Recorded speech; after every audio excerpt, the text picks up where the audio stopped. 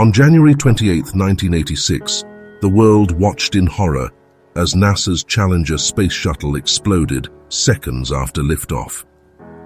It was a traumatizing moment for everyone who witnessed it, especially the millions of American children who were tuned into the event on their classroom televisions for one very special reason.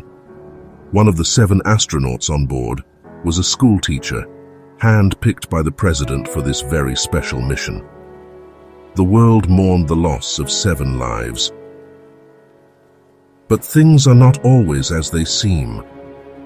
With the passage of time and the invention of the internet, the shocking truth began to emerge. A revelation so unfathomable that many refuse to believe it, despite the conclusivity of the evidence. We now know that 5 of the 7 Challenger astronauts were not on board the shuttle when it exploded. They are very much alive and well today. Judy Resnick, Richard Scobie, and Michael J. Smith are living not-so-quiet lives using their own names. Ronald McNair and Ellison Onizuka were found to be living under fictitious identities as their own twin brothers named Carl McNair and Claude Onizuka. Of course, no birth records exist for either of them. This information is highly censored and widely suppressed. The massive effort to cover up this discovery is relentless, and for logical reasons, which we will explain later in this film. The most prominent point of contention is the most obvious fact: the statistical impossibility that Judy Resnick, Richard Scobie, and Michael J. Smith have living identical doppelgangers of the same name and age. Less than a handful of doppelgangers with the same name and age have ever been documented in all of recorded human history. Yet the feeble-minded choose to believe that these 3 astronauts somehow defy these inconceivable odds. Deniers cling to the meticulously debunked rhetoric of prominent fact-checking agencies, who consistently cite manipulated, backdated documentation, which has been unequivocally invalidated by the archived publication submission dates, all being in or after the year 1986. Voice analysis of the astronaut Judy Resnick, compared with her like-named living doppelganger, revealed matching tone, dialect, and speech patterns. For a very long arm, which is as long as the cargo bay, it's 50 feet long. A long history. You can see, along with the other amazing, the list of what is often invoked. I'm hoping that I'll Holly had from the 41D mission specialist. do an ad in 1960. I just want to fast forward together, and they draft these standard. Not only do they look identical and have the same name, they also have the same voice and dialect. They are the same person. Independent investigators tracked down and confronted Judy Resnick and Michael J. Smith. Hey, Judy? How you doing? I'm from the press. I just had a quick question, if you don't mind. What press? I'm from a radio station in San Bernardino. I know there's a conspiracy about the space shuttle. No, I want to be polite. Friendly, just a question. So there's a lot of rumors about you being on that space shuttle. Obviously, you know, if you want to comment, we would really appreciate it. Hey, sorry to bother you. I was pulling out and I saw you. I just came by to... Are you Michael Smith? Yeah. Professor at university? Retired. Retired? Yeah. Yeah. Yeah, I just stopped by because there's this room. Are you aware of that there's a rumor on the internet? It's not me.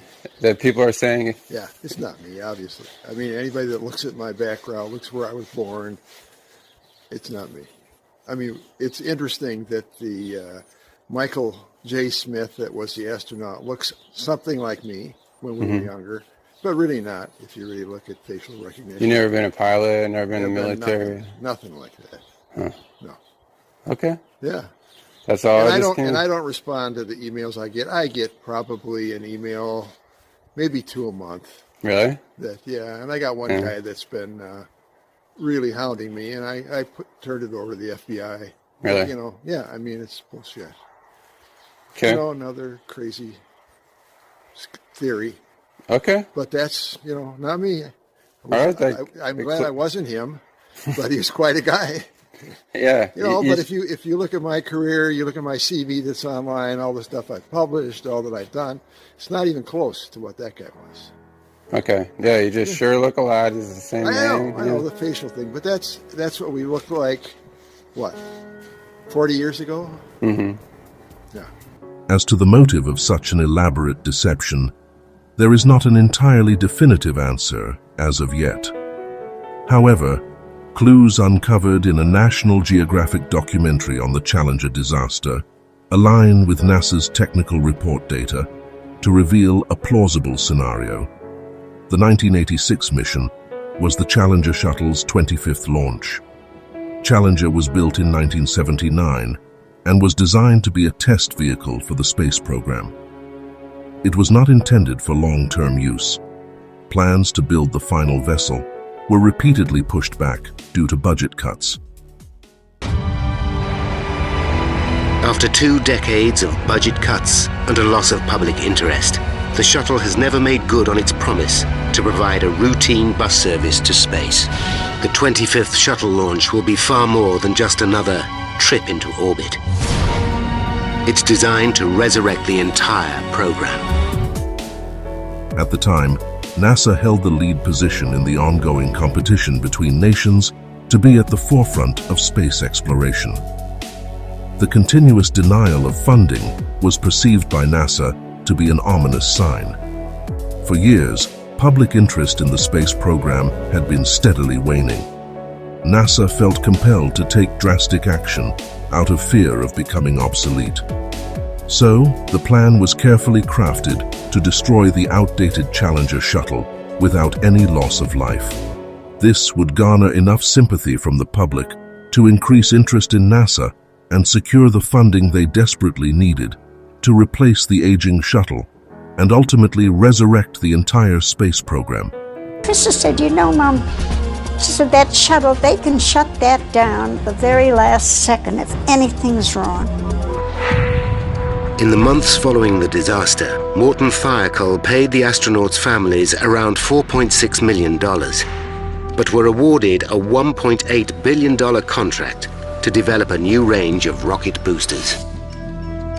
NASA's Lawrence Malloy was offered a promotion to Deputy Director of All Propulsion Systems.